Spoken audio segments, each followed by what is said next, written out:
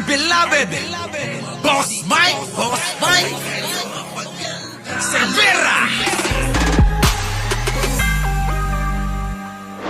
Oh, nako, eto na mga kababayan. Attorney Claire, binarag. Sino? Si Sara Duterte. Eto na. Isang araw lang matatapos ng investigasyon? That is absolutely preposterous. Preposterous. Kalokohan daw mga kababayan. Bagay itong magkasama. Si Villanueva at si si Sara Duterte, bubo rin eh. Tingnan nyo mga kababayan ko Tingnan nyo mga kababayan ko. Isang araw lang daw, kayang tapusin yung investigasyon mga kababayan dito sa flood control scam. Mga kababayan, napakagaling pala ni Sara, no? Ibang klase talaga utak ni Sara, no? Putik na yan, parang tatay niya lang, Oo, sa bagay, mas magaling pala sa tatay niya, itong si Sara. Ang tanong, anong nangyari nung panahon ng tatay niya? Hindi ba niya binigyan ng payo yung tatay niya kung paano solusyonan yung mga problema na to? Nung panahon ng tatay niya, mga kababayan ko, nangyayari na ng malala ang korupsyon sa Ghost Project at sa mga flood control project. Di po ba? Mga kababayan ko. Pero mga kababayan, sige, panoorin nyo to. Nambo. Ayan, Okay, isang araw lang matatapos ng investigasyon? That is absolutely preposterous. Ang Pangulong Marcos Jr., hindi po siya nagsasagawa ng investigasyon alatokhang way. Correct. Nako.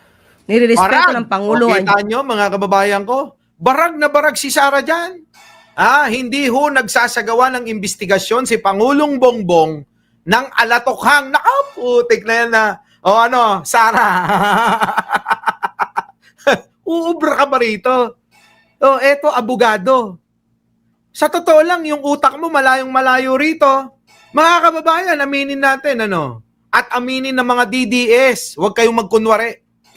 Yung utak ni Sara, mga kababayan, kung ikukumpara kay Attorney Claire, ganire, ganyan. Ito ho si Sara, ito ho si Attorney Claire. Malayo ang distansya. Di ba ba? Malayo, distansya. Yan, kalokohan. Sabing ganun ni Attorney Claire. Hindi katulad ng tatay mo. Yung kung pamamaraan ni Pangulo. Di ba? Ganun Barag na barag, mga kababayan ko. Oy, shoutout po sa inyong lahat ng mga bagong dating, sige, ito na. Due process, nirerespeto ng Pangulo Correct. ang human rights. Yes, nirerespeto ang due process. Kaya nga si Pangulo gusto niyan, mga kababayan, sa laging tamang proseso. Kaya yung minsan, mga kababayan, nagtatanong kayo Ang tinatanong nyo, ganire. Di po ba? Bakit kasi hindi pa ganituhin ni Pangulo Ayaw ho ni Pangulo ng ganon, sino shortcut. Gusto ni Pangulo talagang due process. Di po ba? Due process talaga kahit ano pa yan. Kaya wag na ho kayong magtaka. Kung kayo'y nababagalan kay Pangulo dahil nga si Pangulo gusto yung tamang sistema, tamang pamamaraan, due process. Ganon. Ano po? Ayun maliwanag na yun. Tuloy. So kaya po dumadaan ang lahat sa proseso. Kung Correct. isang araw lang po dapat ito na imbestigahan, sana po ay ito ay kanyang nasuggest noon sa kanyang ama dahil mismo ang dating Pangulong Duterte Nako, may ay resibo. umamin na maraming ghost projects rampant noon. Boom! Diba? Ayan, back to you. Sabi ni Attorney Claire, back to you. Yan mga kababayan Yung po ba si Sara hindi talaga rin nag-iisip yung sa mga sinasabi niya, hindi nauuna isip Yan. Barag. Diba ba? Barag na barag si Sara dyan yan ang sinasabi ko lagi, mga kababayan. Kapag nagsalita si Sara, maibabalik talaga sa kanya lagi. Biruin mo, panahon ng tatay mo. Di ba? Puro problema na ganyan pala Ang tanong, bakit walang nagawa yung tatay mo nung panahon na yan? Di ba? Supalpal, Marites Musni. Oh, bakit? Nung panahon ng tatay mo, walang nagawa. Yun. Di ba? Oh, hahanapin kasi ng tao yan eh. Kaya nga mga kababayan eh, sabi nga natin mga kababayan, si Pangulong Bongbong Marcos lang ang kauna-unahang nakagawa ng ganito na kahit masira nga yung administrasyon niya, yung kanyang pamumuno, okay lang basta malaman natin ang totoo. Walang tinago. Si Pangulo masyadong transparent. Kaya mga kababayan, yung iba ginagawang malisyoso. Oh, ayan ikaw talagang ang panahon ni Marcos Jr. ay kurakot talaga bobo pala kayo eh. Pare-parehas na kayo nila Villanueva. Di ba? Pare-parehas na kayo nila Villanueva. Wala nang pagkakaiba. Mga bubo. Di po ba? Oh, sige tuloy. 20, this is November 2020 nilabas. Pero may nasibak bang secretary ng DepEd? Walang nasibak. Walang natanggal. Bakit kaya? Mga kababayan, bakit kaya walang natanggal? Baka naman naki-join yan. Baka naman naki-join si Digong. Di ba? Sige na. Total naman minsan lang ako minsan lang akong magiging presidente. Kaya ay samantalahin na natin. Kung magnanakaw kayo, dapat meron ako dyan. Sige lang. Nakaw lang ng nakaw. Putik na yan. Di ba? Hoy, mga DDS daw. Mag-like na kayo. PWH sa panahon niya. So, di ba? Duterte says ghost project rampant in DPWH. Mga kababayan, pinakita rin naman natin yan. Oo. Nung mga nakaraan ito, yan Ang pinaka-racket dyan is yung ghost project. So, walang delivery ghost project. Marami yan. Karamihan yan, it's the regional director. Ipapalabas nila na may project. Marami daw talagang ghost project, pero nga ang tanong ni Atty. Claire at tanong din natin mga kababayan, sino ang pinarusahan mong gunggong ka? 'Di ba? Sino? Sino ang mga naparusahan? Sino ang natanggal? 'Di ba? Yan ang tanong natin dito sa gunggong na 'to. Meron ba? Ngayon hindi maka-comment yung mga DDS dito, alam niyo po ba 'yon? Wala wala silang masabi rito. Biruin nyo mga kababayan ko Ang tanong nga natin, kahapon ba yon? Nasaan ang 13,917 na flood control project? Yan ang tanong natin. Nasaan ang 13,917? Nasaan, Digong? Bakit hindi namin makita? Yan. Yun, kayo mga DDs, tanungin nyo tong gunggong na tatay nyo para malaman nyo kung saan nga ba dinala yung napakaraming pinagmalakit, pinagyabang na 13,917 ghost project tuloy na flood control project. Nasaan? Yan. Yan po yung tinutukoy ni Atty. Claire Dine. So, yan, muli, ang pag-iimbestigang ito para sa taong bayan, hindi para sa pamumulitika. Nako. Ginagawa to ng Pangulo kahit tatamaan ang kanyang administrasyon. Correct. Diba? Ginagawa ni Pangulo kahit tamaan yung kanyang administrasyon. Saan kayo nakakita ng ganun, Presidente? Kaya nga, sabi ko nga, yan lang si Pangulo lang nakagawa niyan. Pangulo Nako, yan na. sa history na gumawa ng ganitong malawakang pag-iimbestiga sa Yan. mga maanumalyang flood control projects. Kita nyo, mga kababayan ko? Wala. Si Pangulo pa lang tapos binabatikos pa nila. Saan ka nakakita ng ganyang presidente kahit masira yung administrasyon niya? Wala siyang pake.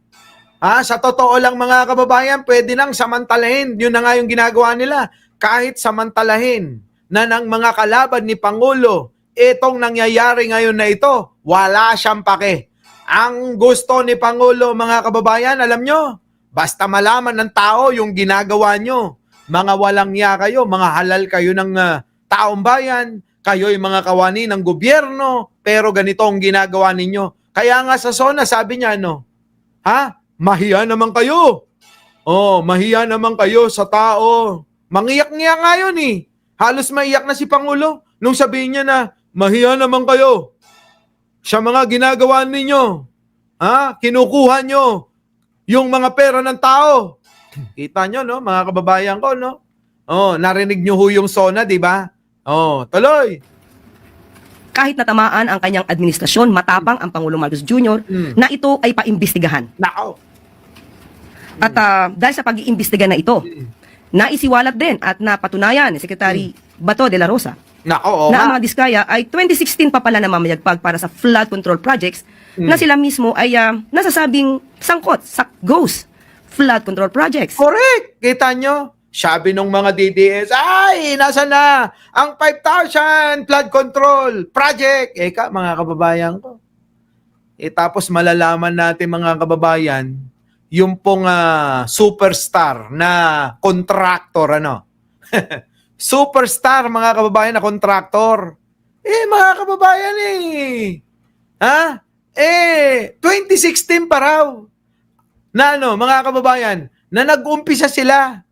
Panahon ho yun ng alin? Ng Tatay Digong nila, mga kababayan. Panahon ho ni Digong yun di po ba? Sige, tuloy. At yung nirereklamo ni Mayor Magalong na rocknetting ay 2018 pa pala ito proyekto. Naku, kita nyo, mga kababayan ko. Oy, mga DDS, yung nirereklamo daw ni Magalong, panahon pa ni Digong, 2018. Panahon yun ni Digong. Tapos sabi nila, puring-puri sila kay Magalong. Yes, go, go, go, Magalong. Expose mo na yan, yung mga katarantaduhan ni Bangag. Di po ba? Tapos pala yun, inirereklamo pala ni Magalong, abay, panahon pala ni Digong. Tapos, hindi na makapagsalita yung mga DDS ngayon. Hindi na nila mapuri-puri ngayon si Magalong. Wala, steka. Puta, yung irereklamo pala 2018 pa. Eto, umpisa natin ulit dito. Yung nirereklamo ni Mayor Magalong na rocknetting ay 2018 pa pala ito proyekto. Kita nyo? At yung nireklamo kay Pangulo na binisita sa Bulacan ay 2021 pa pala ito. Kita nyo, mga kababayan, yung nirereklamo sa Bulacan na mga flood control, 2021 pa. Panahon nino. Baka naman presidente na si Pangulong Bongbong yun. Kailan ba naging presidente si Pangulong Bongbong? Di... yung mga nirereklamo nyo, mga DDS kayo, na mga flood control, kagagawan pala ng tatay nyo. Panahon yun ni Digong. Di po ba? Yan ang hindi nila mauunawaan. Basta sige, tira lang ng tira, ganon. Yan, di ba? Build, result yan.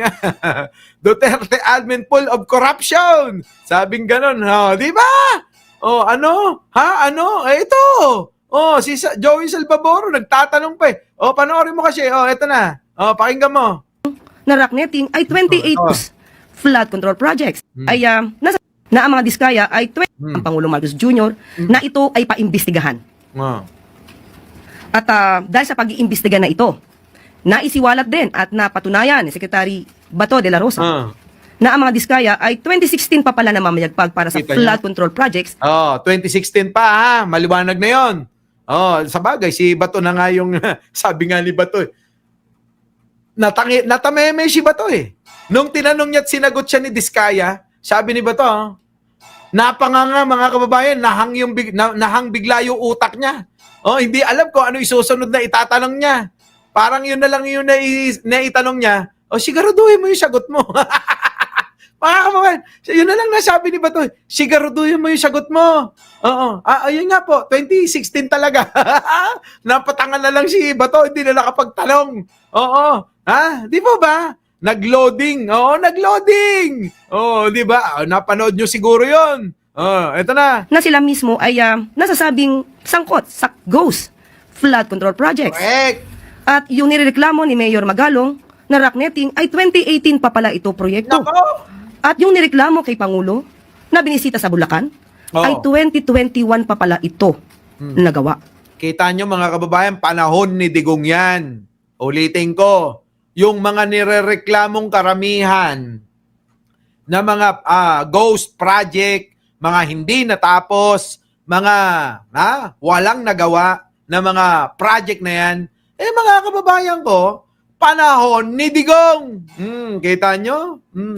So dahil sa malawakang pag-iimbestiga na ito, Oo. marami po talaga tayong malalaman at yan po ang gusto ng Pangulo para ipaalam sa bayan Nako. ano ba ang nangyayari, ano ang sitwasyon at kailangan mapanagot ang dapat na managot. Correct. O, kita nyo? Kailangang mapanagot ang dapat managot. Yan ang gusto ho ni Pangulong Bongbong. Nako, mga kababayan ko. Yari talaga yan. Mga kababayan, eto pa. Pasok. Yan na ito. Ah, Naisiwalat din at napatunayan ni Secretary Bato de la Rosa Senator yon, Senator, as Yosek. Oo, Senator si Bato. Sige tuloy. na ang mga diskaya ay 2016 pa pala na mamayagpag para sa flood control projects Correct. na sila mismo ay nasasabing sangkot sa ghost. Ayun na nga yun, mga kababayan ko. So ngayon, ano itong pinagngangalngal ni Sara? Oo. Di ba? Ano ngayon yung pinagngangalngal ni Sara? Nasa isang araw lang daw, kayang-kaya na daw ho na, kayang-kaya na daw ho solusyonan. Matapos yung investigasyon. Yan. Di barado nga kay Attorney Claire, mga kababayan, ano po masasabi nyo dyan? Ano po? Sayang, nauli si Spider-Man. Hanggang dito na lang at meron pa akong isusunod na gagawin. So, kita-kita na lang po tayo mamaya pagkatapos nun. So, muli, mga kababayan, lipat kayo kay Takero, naka-live daw. Ano po? Ano pa? Bago tayo mag-iwalay, huwag niyong kalimutan mag-like, mag-share, at mag-subscribe. Muli, ako po ang inyong lingkod, Mike Cervera po, lagi nagsasabing, mali natin ang ating kapwa, pagdasal natin lagi ang ating bansa. Maraming salamat po. Our beloved Boss Mike Cervera.